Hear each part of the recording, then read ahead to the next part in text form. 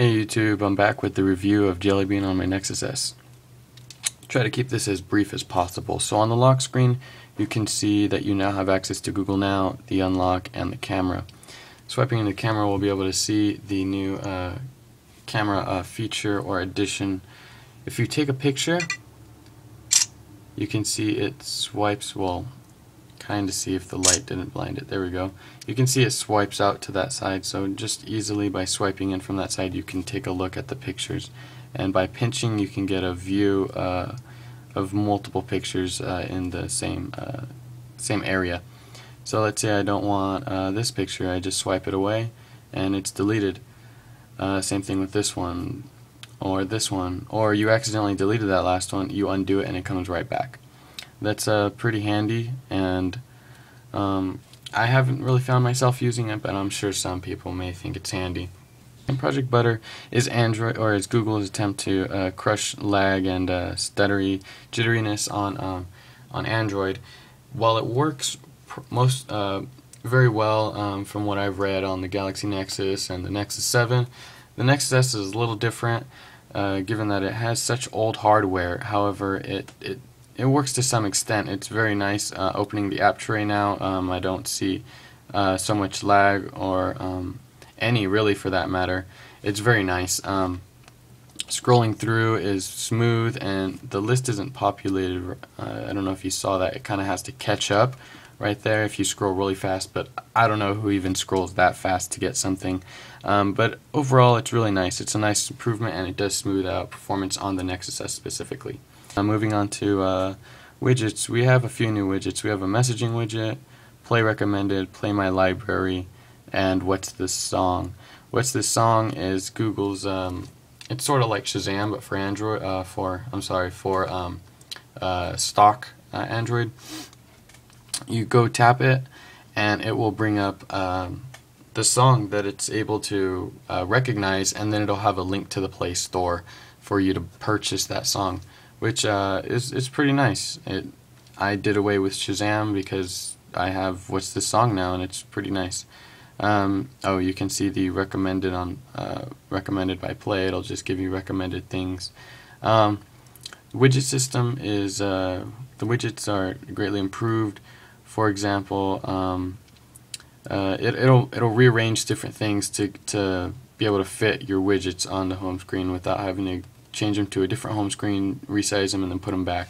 So if I have this much space on this screen and I want to put this widget, you can see it's clearly bigger, but it'll resize itself to fit, which is really nice. And it will also get other things out of the way if I want to move it up and down.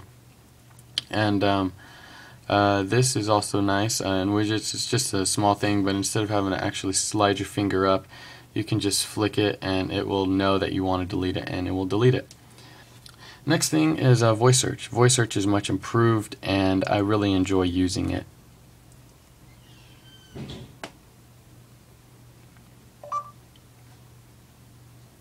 How tall is the Eiffel Tower? So you can see it's recognizing. It doesn't normally take this long, but Eiffel Tower is 1,063 feet tall. So it will talk back to you about the information that you asked for, and it will it'll also bring up results from the web, just like that.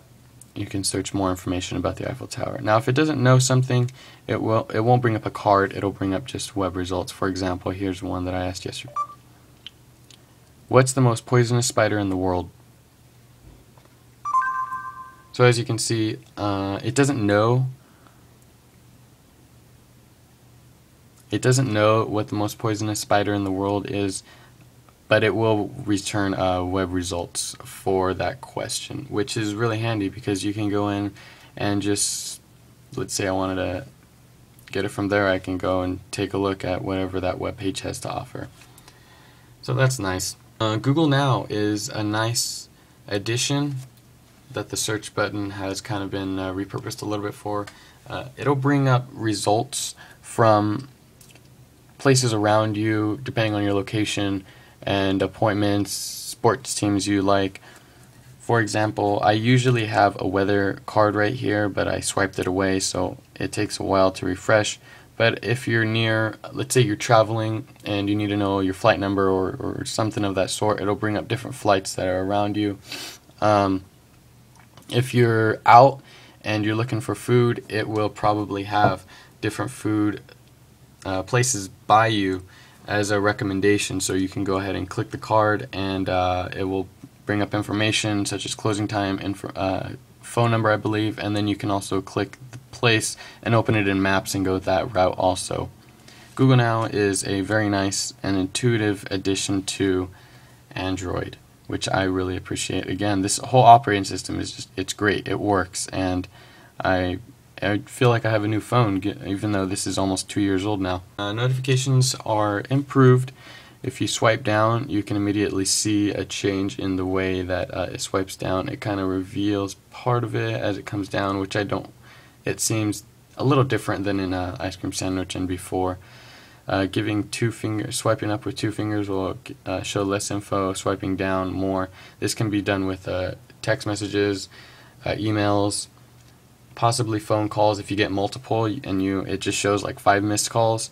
If you swipe down, you should be able to see who those 5 calls are from. Then you can share, for example, this, and it'll show the action that you can share it with. It's very nice and intuitive. It's a great feature.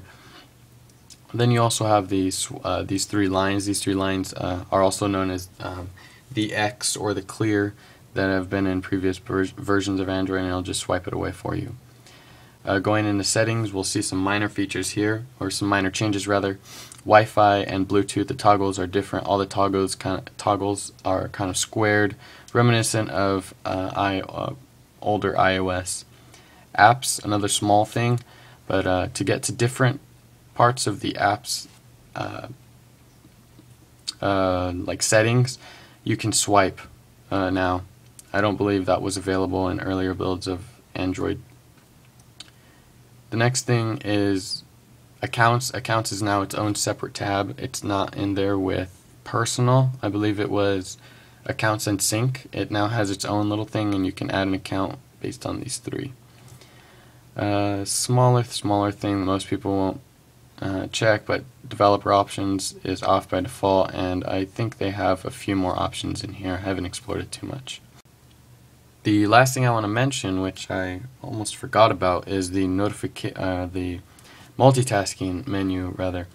It's very smooth, and it no longer really has that animation that it has before. It just pops them all up, and I like that. It's very nice, and swiping them all away is relatively easy and quick. Thanks for watching, and if you have any questions, go ahead and leave them down below. Comments, subscribe, like the video, and if there's anything else you want to see, again, just leave it in the comments, or you have a question, I'll be sure to get back to you. Thanks.